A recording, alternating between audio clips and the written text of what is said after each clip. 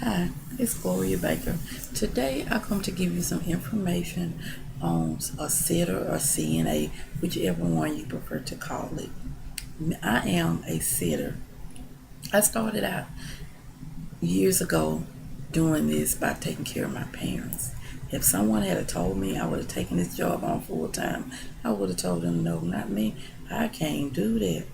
But give you a little background information. My parents got sick, and my mother had a stroke. My father was already in the nursing home. So I brought my mother home, and in the process of bringing my mother home, I would have to take her sometime back and forth to the nursing home to see my father.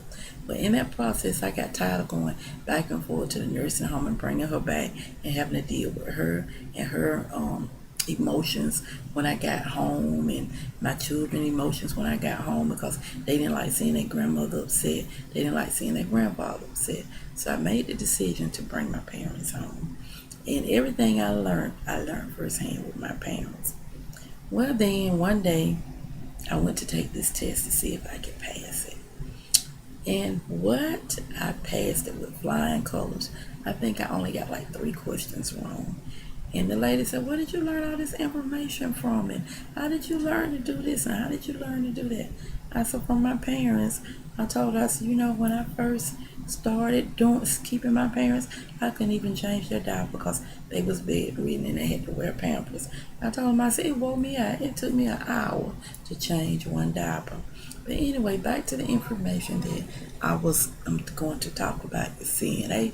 And while I feel like you need to be a CNA, I didn't look up any information. All this information is coming from me firsthand. There are people out there that need love, and people that are in nursing home, or if whether you're doing it private, do to sit with somebody, all they need is a little loving and little nurturing. I had one patient. Every time I did something for her, she would always tell me, "Come here," and I would bend down and she would kiss me on the jaw, and that was my thank you. And do you know that made me feel so good? Sometimes it's just a simple bath. Sometimes it's just a simple fixing her something to eat. Sometimes it was just doing whatever she needed me to do, and that was my thanks, and I enjoyed it. Then there was one time I had a patient. He was a man, and I used to call him the patient from hell because he was just so mean and hateful. That's what I thought until I got to know him. And once I got to know him, I realized that he wasn't that way. He just wanted a little nurturing, and he wanted some love, and he wanted somebody to show him some attention. And when I started doing that, me and him got to be the best of friends just from being a CNA.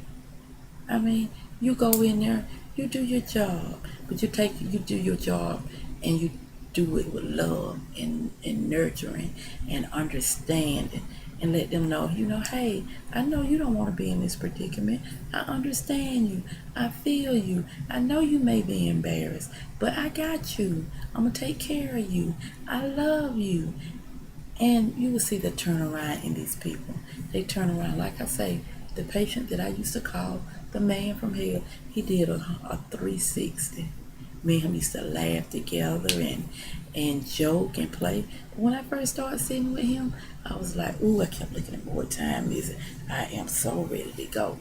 But then when I started giving him a little extra attention and showing them, I understand your situation. I know you don't want to be like this, but just let me help you. Just let me do this. Let me fluff your pillow today. And he might say, I don't want to fluff. I said, well, just let me fluff it anyway. Let me rub your legs today. Let me lotion your legs today. What you need me to do? You want me to sit here and hold your hand? I can sit here and hold your hand. The things I'm telling you, this is information that I feel like you need. You want to go in this field of being a CNA. This is stuff you need. Don't be scared of your patients. Love your patients.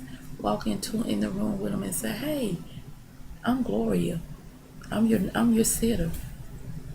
I'll be sitting with you from 1 to 5. You tell me what you want me to do, and I'll do it. You don't want me to talk, I won't talk. But me and you got to get to learn each other. So we might as well start now. You want me to wash your hair? You want me to comb your hair? Would you like a bath? Do you want something to eat? What you want to look at on TV? You want to play a game? You want to teach me how to play a game? what you want to do. And that's how I started out my day with him.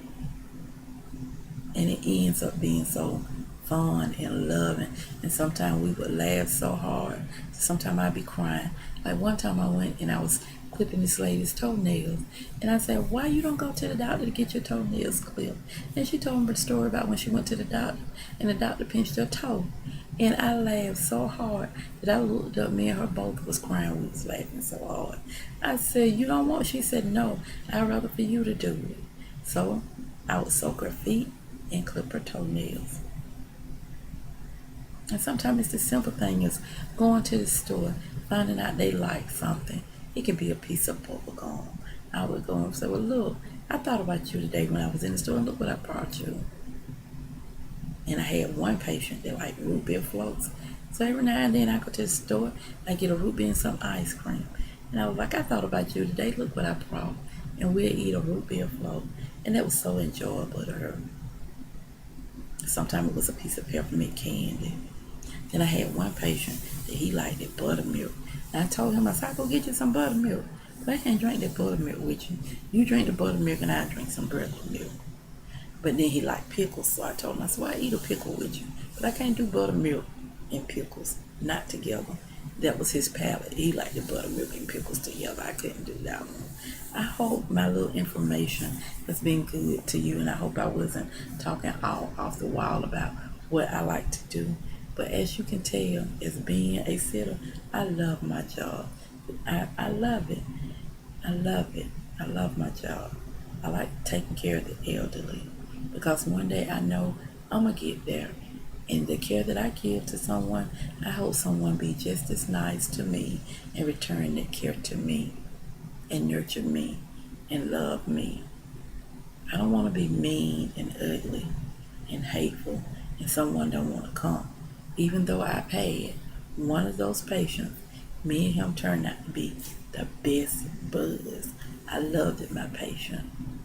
Even today, I was there today when God called him home, and I talked to him as he was taking his last breath, letting him know that everything's gonna be all right, and I want you to know that I love you.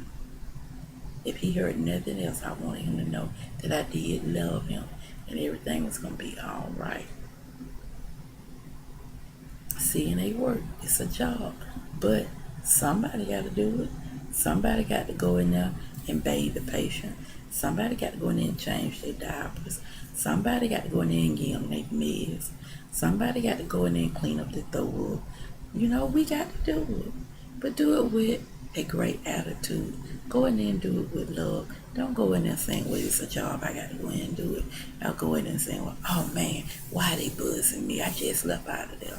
You do it with love. And the love and the gratitude that they give you will take you a long way. I hope you enjoyed my little message and the little information that I did give you on being a sitter. Somebody got to do it. Hey, do it with love. I love my job. I love being a sitter. Whether I got to change 10 diapers, 20 diapers, it don't matter. I'm going to go in there and I'm going to do it with love. Because you think about it. One day, that may be you laying there. Would you want somebody coming in there grumpy? Don't want to touch you? Coming in with an attitude? No, you won't. You want somebody in there like me. It's going to love you and nurture you and let you know. You know what I tell my patient? I was like, don't be coming in here acting like that. There's more room out than it is in, so let it out. Let it out. Have a great day. Again, this is Gloria Baker.